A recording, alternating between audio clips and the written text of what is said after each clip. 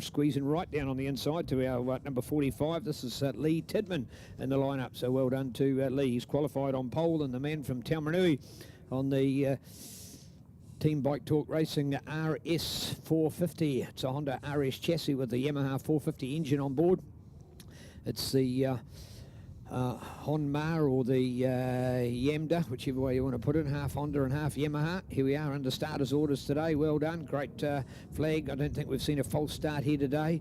We've only seen two, or in fact one off and two DNFs, so here we are. Good, or not as good a start from Lee that time. I'll tell you what, Nick Campenhawk got a better start. It might be Nick to lead him, or was then Lee got the advantage. He may have, he was just looking to lose it, but I think he just might have had it again. Yes, in fact, he'll take it. It's called the whole shot. First through turn number one on that tiny little RS 450. Great work as Nick tries to hound him down. It goes right back in there again. In fact, no, Nick's goes back there into, no, that's Mike Kyle into third. It is Nick, yes, Nick Campenhawk there in that second at the moment. But Lee Tidman, that little 450, he's got to really work hard to hold that one, Dennis. Yeah, certainly that Mike Kyle is really starting to impress me. He's out there on a motard, which people don't realise the difference in having to ride one of those against, racing machinery. They're sitting up high handlebars, everything like that. They are at a disadvantage through corners, and I'd certainly take my hat off to the way that guy is riding out there. And also the fact, of course, they don't have any aerodynamics, zero aerodynamics, so the air gets all muffled around them. So you can't literally go through air as you can with a smaller bike, and certainly one with a fairing and the likes on them. So effectively what we politely call a naked, but supermoto or supermotard is certainly taking a revival and racing around the globe, and great to see our classes here in New Zealand. I was here 2 weeks ago for the Vic Club round. They had a cracker turnout as well. So all part of racing, but it's 45 as Lee Tidman goes for the glory at the moment. Looking out for Nick in there, Nick Campenhawk on the Husqvarna behind him with the motard as well, and Mike Cole. Go back to Alex Munson. We were expecting better things from Alex if we previewed him from earlier today. He's on the Suzuki SV650 courtesy Scott Merson, a property consultant and Moto Magnet. So nice to have Alex Munson out there, and Alex in fourth place. A better run from him, and hanging with that group. But I'll tell you what, speaking about hanging with them, those two Husqvarnas, two very different motorcycles. One a 450, the other a 701. But hanging with somebody like Lee Tidman, you're not former New Zealand Superlight champion for nothing out there, Dennis. So good, a trio, three different riders, but more importantly, three very different motorcycles. Yeah, and didn't it make it so? This is what makes motorcycling so exciting to come along and watch. When you can see so many different mates, and nothing's really dominating. There's no, through the classes, there's no make that's dominated right through. You only look at some of these other classes as well. You're getting 3 or 4, sometimes 4 different makes in first, second, third and fourth. Isn't that great for motorcycling? Yeah, here it is indeed. All right, so it's Lee, Nick and Mike there, your three. Looking out for Alex. Alex is kept much closer to the group this time. Nice work from Alex Butson there on the SV. There he goes, the SV 650, the Pro Twin bike in amongst him. And it's a fourth place as he backs it into the corner. Lovely to watch here as you get a full shot of him.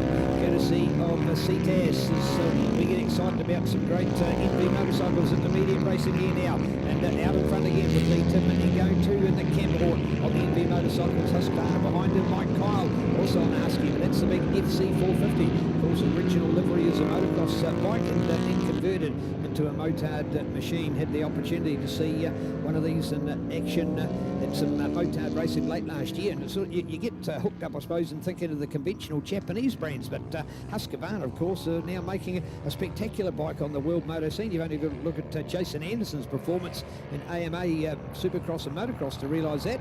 And here's young Mike Kyle, the Whakatane man on the Whakatane motorcycles, Rock Oil racing the bike, that he's starting to show an advantage of being a good motard rider, more importantly a good off-road rider to start with, then to a motard rider, and now, as we like to say, banging bars with these road race boys. You're actually talking about off-roaders coming into road racing. There's been quite a few coming through lately. You only have to look at Mitch Reese, straight from motocross onto a superbike.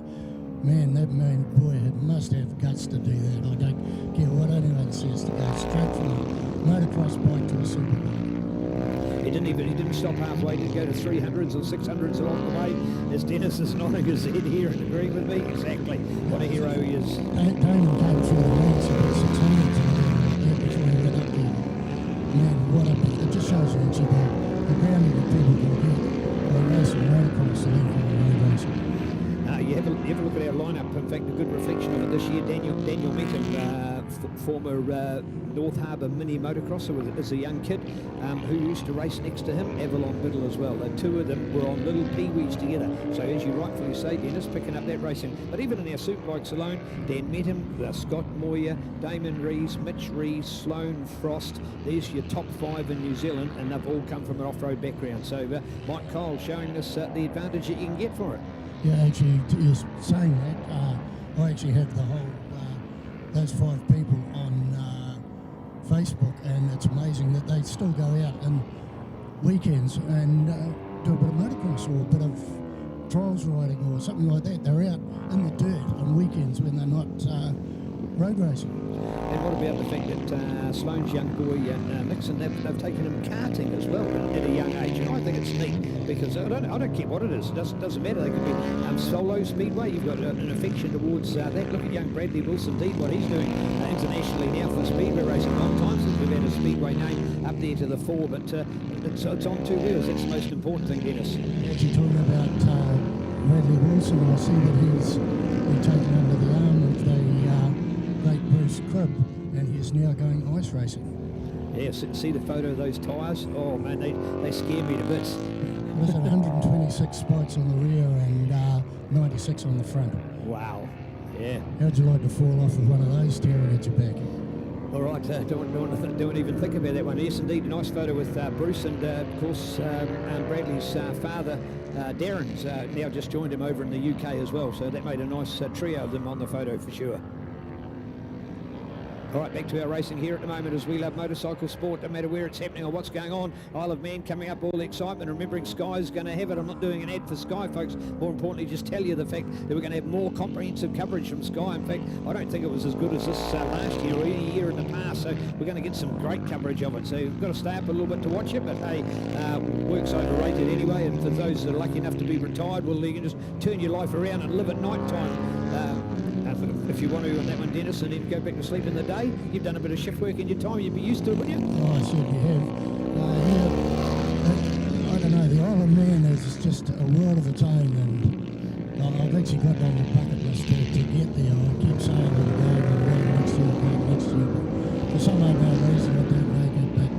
But I don't know whether I'd actually go the choice of the two. I think I'd actually rather go to the Classic Festival, because my heart is still in a lot of old classic racing. I've actually come into marshalling and things actually through classic racing, and I think I'd rather actually go over there and look at all the old bikes that are turning up there as well.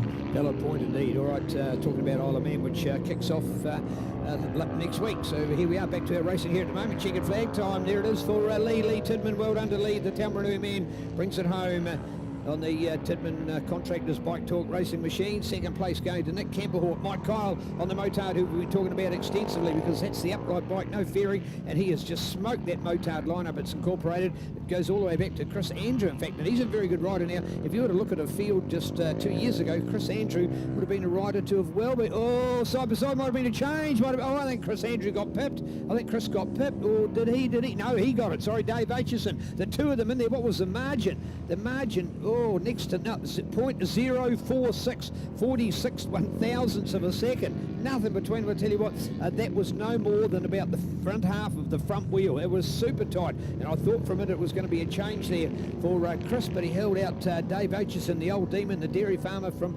Atiamuri, just up the road. They fought out 6th and 7th overall, more importantly 2nd and 3rd in their class. Hamish Boyd making the numbers in there as well, so nice to see. Jesse Stroud, a start but not a finish, so a bit of a hiccup for him, and Jacob finding it going tough, and after all, wouldn't you, because you're a junior bike effectively in an intermediate race, so he's back in 5th place, so nice to see. So Alex Butson, that pro twin ride there in 4th was the exceptional one for me, so nice to see. So sort of 3 little pockets, a good fight going, 1, 2, 3, the battle of the motards in there, and those exceptional junior boys that have actually tried to pit themselves up against the intermediates today.